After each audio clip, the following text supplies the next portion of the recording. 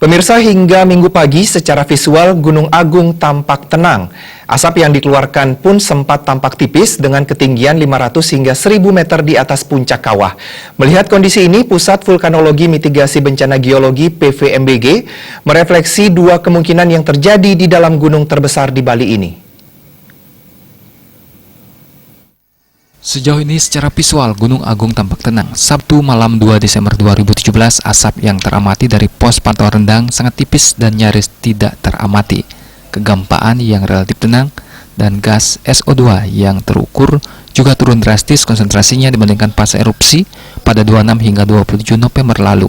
Melihat kondisi ini, PVMBG merefleksi ada dua kemungkinan yang terjadi di dalam gunung terbesar di Bali ini. Pertama, magma yang naik ke permukaan lajunya melemah karena kehilangan energi akibat gas magmatik semakin berkurang pasca erupsi dan pada akhirnya habis. Aktivitas ini menuju keseimbangan atau equilibrium. Kedua, terjadi penyumbatan pada pipa magma. Fluida magma yang bergerak ke permukaan terhalang oleh lava di permukaan yang mendingin dan mengeras. Jika kemungkinan pertama yang terjadi, potensi terjadinya erupsi akan berkurang karena magma kehilangan mobilitasnya. Bahkan erupsi-erupsi selanjutnya bisa jadi tidak teramati lagi dalam waktu dekat sampai magma baru suatu saat nanti lahir lagi.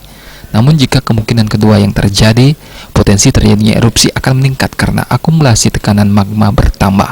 Jika kemungkinan kedua yang terjadi, yaitu penyumbatan, maka ada dua kemungkinan lagi yang dapat terjadi, yakni masa tenangnya gunung akan lama, kemungkinan akumulasi tekanannya semakin besar.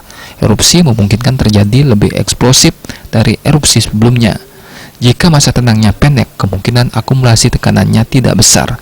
Erupsi kemungkinan untuk terjadi dengan eksplosivitas mirip erupsi sebelumnya atau lebih rendah daripada erupsi utama tahun 1963. Kita belum bisa mengambil kesimpulan bahwa ini adalah akhir dari episode erupsi Gunung Agung tahun 2017. Kita masih mesti melihat perkembangan data selanjutnya karena masih ada kemungkinan kedua di mana akumulasi gas atau magma di bawah permukaan ini masih mungkin terjadi kalau misalnya skenario bahwa magma ini memang terhambat naiknya karena adanya penyumbatan. Aktivitas kegempaan untuk selama dalam waktu 12 jam terakhir, Pak? Ya, kalau aktivitas kegempaan masih tinggi ya. Sangat kontras dengan apa yang kita amati di permukaan gitu. Jadi di permukaan terlihatnya baik-baik saja, tapi di kegempaan kita merekam gempa-gempa vulkanik dalam, vulkanik dangkal, bahkan kemarin gempanya cukup besar ya, magnitudanya sampai ke 3,3 ya. Dan tadi pagi tadi malam sampai tadi pagi kita merekam gempa low frekuensi juga yang menandakan masih adanya aliran fluida menuju ke permukaan. Sampai saat ini vulkanologi belum bisa didekati dengan metode deterministik, mengingat vulkanologi adalah sains yang didekati metode probabilistik.